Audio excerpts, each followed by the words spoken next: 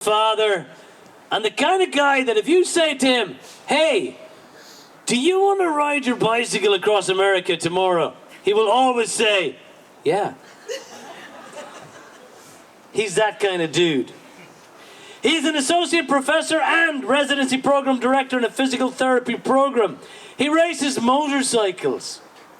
And he can usually be talked into, and I mean this, just about any kind of madness. If you need somebody to do something that is bordering on the insane, Matt Daugherty is your guy. And let me stress this. He's not just some wanker. Ladies and gentlemen, this is Matt Daugherty, and this is Eat Your Kraken, one bite at a time.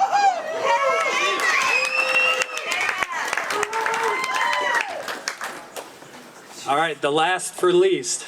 Here we go. This is dedicated to my father, who's in the crowd today.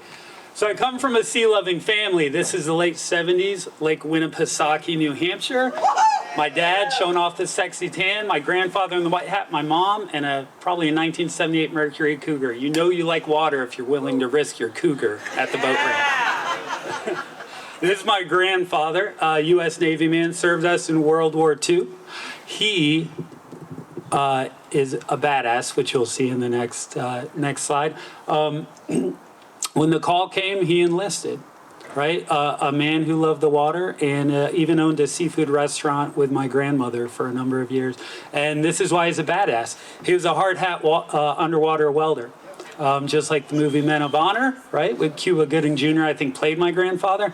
When he retired, he worked several jobs supervising underwater welding excursions in Asia, and my grandmother taught school locally. This is my dad, who's in the crowd tonight. He's also a badass. He was actually drafted into the Vietnam War in the Army and then enlisted in the Coast Guard, not to be outdone by my grandfather. And he also wasn't so excited about being shipped overseas, so we thought he would stay inland, and this is where he ended up, in Vietnam, on a 310-foot U.S. Coast Guard cutter that served shallow harbors and rivers. So he spent a year there in Vietnam serving our country, and he was a radar man. Right, so that was a pretty important job back then. And then this is what he did when he came back.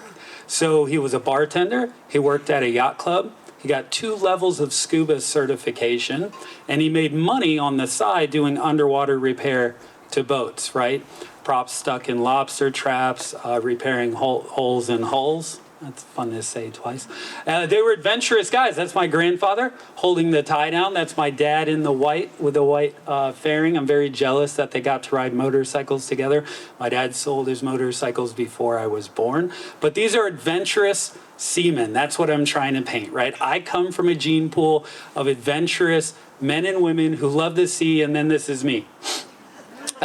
So this is when I won a national championship in Daytona. So I think I'm trying to get the adventurous part down.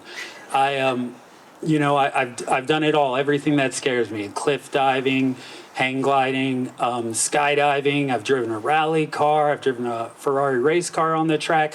I do what I think are exciting things. I'm trying to follow in their footsteps, right? Be adventurous. I race dirt bikes now. It comes with a lot of injuries. This is me on the right trying to open my face shields before I pass out. I just got ran over, and my left arm that's dangling there is completely shattered. So I think I've proven myself, right? And then I get my first exposure to open water. I'm about 12 years old. That's a Lake Erie fishing boat. My dad books a charter with some friends, and he asked me to come along.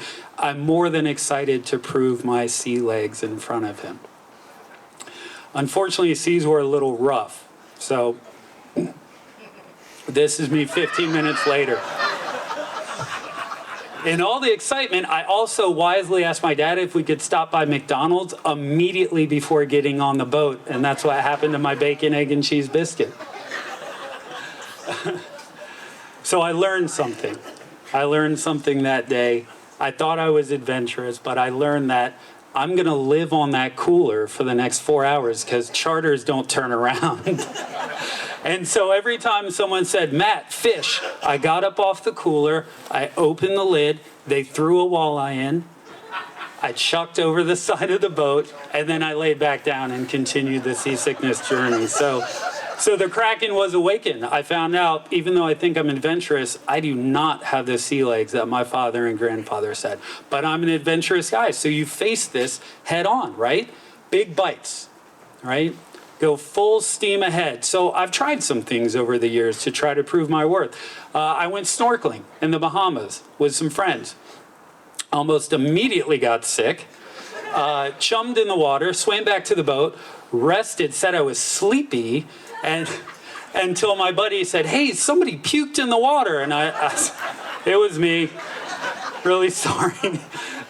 This is the Freedom Schooner of St. Augustine. We did a work excursion on it. We stayed in the harbor. We did not go out to open water. I took so much Dramamine that a gentleman who I work with who has Meniere's disease, an inner ear disease, whose balance was off kilter, we both had to be helped off the boat at the end of the day.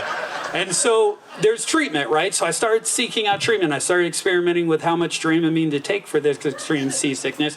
And Dramamine is very effective, as most of you know, but the trade-off is massive side effects, like so sleepy, you're just trying to stay awake, you're indifferent to what you're doing. So what's the point, right? If you're indifferent to it. So I search out other things. So then I tried Bonine. Bonine's great. I think their motto should be just like Dramamine, but completely ineffective. Right? The thing about Bonine is it's only the side effects and none of the benefits. So I started asking around. And then I uncovered the Big Daddy, right? Scopolamine patches. Man, it works, right? They don't make it anymore. Do you know that they use this in Alzheimer's research drug tests to create short-term cognitive deficits similar to Alzheimer's disease? It's true. It's true. Documented research. So that comes with massive side effects. So I was kind of left with, well, what do? I live in an ocean town. All my friends do ocean things. I have to get into this. So you turn, you face the Kraken, and you take a different approach. You bite it off the same way you would eat an elephant, right? One bite at a time. So a little bit of drugs, a little bit of exposure, a little bit of drugs, a little bit of exposure. And after time, right, it sucks a little less. And then you can do fun things like this with your friends. You can get in the water. You don't have to take the drugs, and you can rip some waves in St. Augustine Beach. So all's well that ends well.